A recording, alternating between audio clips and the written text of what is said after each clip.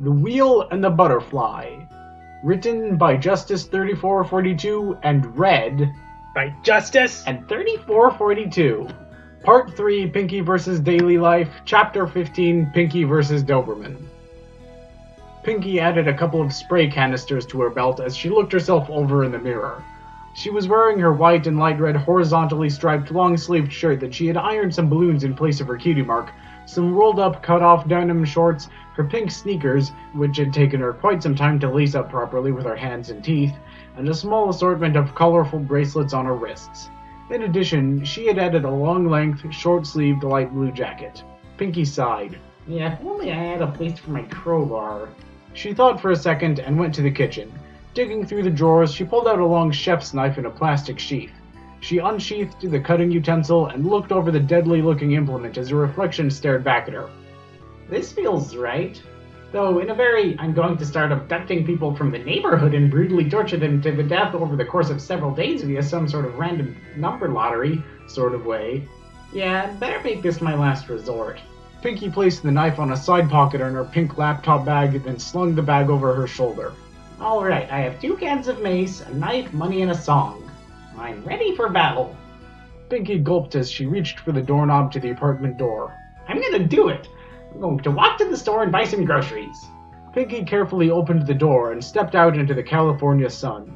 The oppressive heat beat down on her as she slowly made her way to the stairs, her normal bounding from place to place replaced with slow, calculated walking. Her stomach churned as she pushed on, making it to the street and slowly pushing herself beyond the sidewalk to the next block over.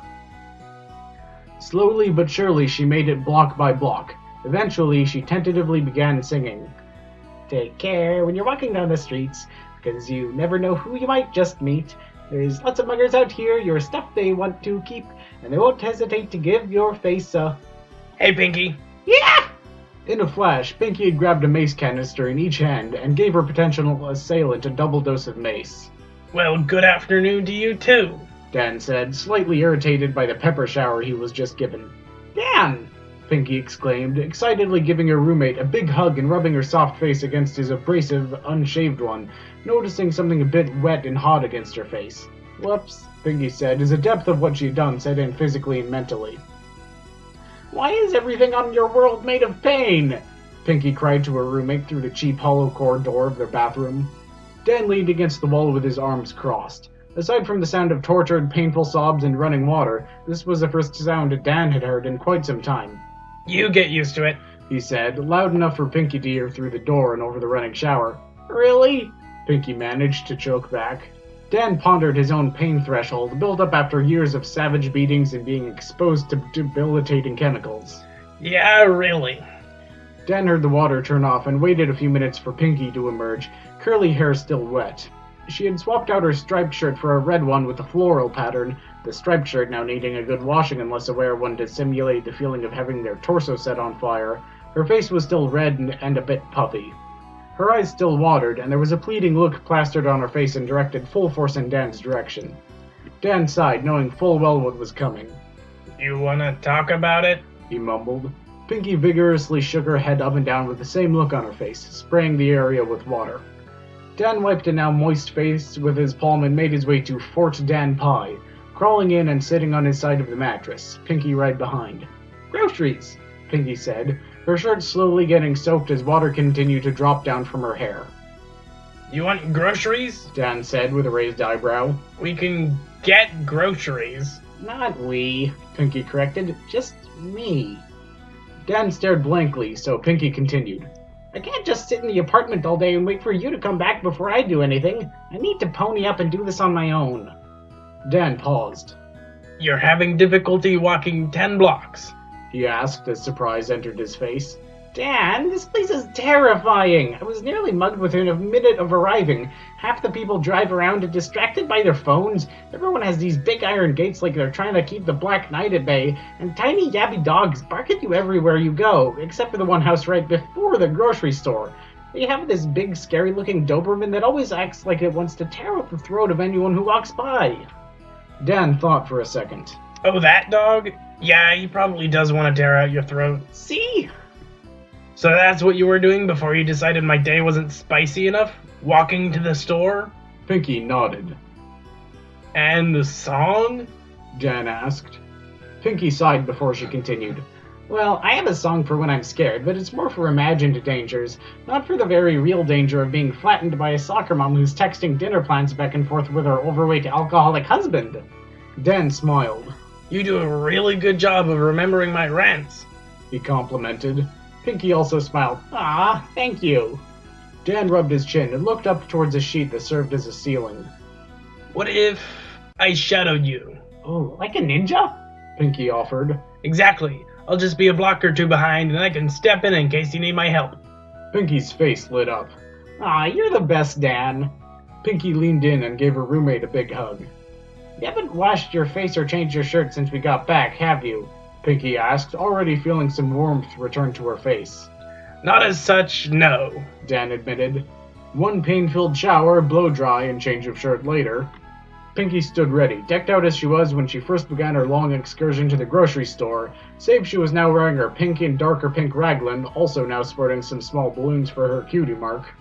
She opened the door and strolled out into the street with far more confidence than she had at her disposal earlier that day. Dan followed, but kept his distance. It wasn't before long that Pinky broke into song once more.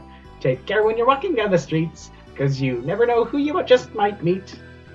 Dan noticed a shadowy figure slip out of an alley behind Pinky, knife drawn, but for some reason swaying back and forth to the rhythm of Pinky's song. There's lots of muggers out here, they're your stuff they want to keep, and they won't hesitate to give your face a beat. Dan increased his pace as it became apparent Pinky was in danger. Oh, you better watch when you cross the road, because there might be a driver talking on their cell phone. Dan got far enough to notice a car barreling down the street, and glanced at a driver happily chatting away into his phone, somehow also swaying to Pinky's rhythm.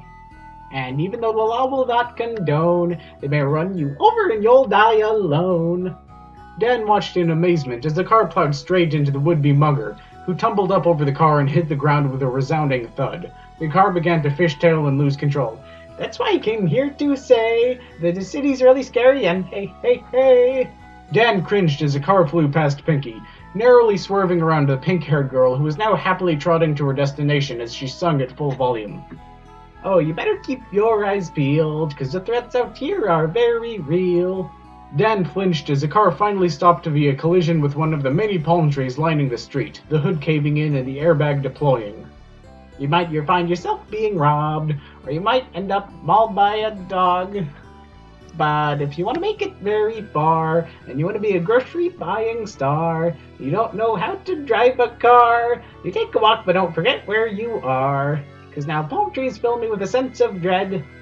On cue, the palm tree that just had a rendezvous with the car collapsed, crashing into a spiky iron fence across the street. But I can't let this place get to my head. Dan noted the startled yelp of a large dog from the yard that now had the top of a palm tree crushing its fence. And I want to sleep nice and sound in my bed, so I better walk a few blocks and buy some bread. And that's what I came here to say, that city's really scary and hey, hey, hey. Oh, you better keep your eyes peeled, 'cause the threats out here are very real. You might find yourself being robbed, or you might end up mauled by a dog. Dan watched as the Doberman squeezed through the new opening and began growling, then approaching the pink-haired girl. Dan quickened his pace once more. I say, hey, hey, hey. In one swift movement, Pinky placed her hand on the palm tree and jumped, moving her legs sideways to clear the tree. The large dog jumped after her, but struggled to get over the large round tree. Dan held his breath as he slowly approached. Pinky was almost to the store. You better keep your eyes peeled. The threats out here are very real. The Doberman cleared the tree. You might find yourself being robbed. The Doberman got up to Pinky just in time to have the grocery store door closed on its snout. Or you might end up mauled by a dog. It yelped and pawed its nose, then began to pace in front of the door. But it's my advice if you want to take. Dan sprinted the rest of the way, hoping to distract the dog. Go to the store and buy a cake. Somehow Pinky was still singing loud enough for him to hear, even through the walls of the store. Then dumped cayenne pepper all over the place. All right, jerk dog, let's dance, Dan said, not sure how he was going to beat up a large, vicious dog without weapons. Wait, what? The dog turned to face down with a growl, but the door to the store flung open. And throw that sucker into a dog's face. The dog turned just in time to see a rapidly approaching pink confectionery cover its vision in frosting cake and bright red powder. It shook its head to remove the bulk of the mass, however frosting had plastered on a large amount of the spicy substance to the dog's face. The dog yelped, feverishly pawed at its nose, and scurried its way past fallen palm tree back into its yard. Dan's jaw dropped. So if you want to make it very far, and you want to be a grocery buying star, and you don't know how to drive a car, you take a walk but don't forget where you are. There was a pause, and then clapping as Dan broke out into applause. Piggy swayed an arm to the side, and another over her chest, taking a bow. Dan's clapping was interrupted by an explosion. The car that had crashed earlier suddenly deciding there simply wasn't enough fire in the world. Dan and Pinky surveyed the mini-scene of carnage that marked Pinky's path from apartment to store. Mugger lying in the middle of the street, fiery car, palm tree that had fallen to the other side of the street, crushed fence, and finally a dog desperately trying to lap up its entire water dish that would probably think twice before it lashed out against its pink-haired foe. Does this happen every time you sing? Dan asked, motioning down the street.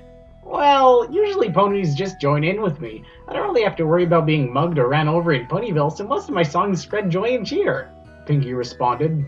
As opposed to the fire and destruction they spread over here? Pinky shrugged. Terrifying songs for a terrifying place, I guess. Anyhow, that was amazing. We should celebrate with dinner, my treat, Dan said with a smile. Pinky mirrored his smile. I'd like that, but first, would you like to go grocery shopping with me? Dan shrugged and said, Sure, maintaining his smile. The two walked into the store, illuminated by a flickering orange fire that had now spread to the palm tree. The door closed behind them, muffling the sound of fire truck sirens approaching.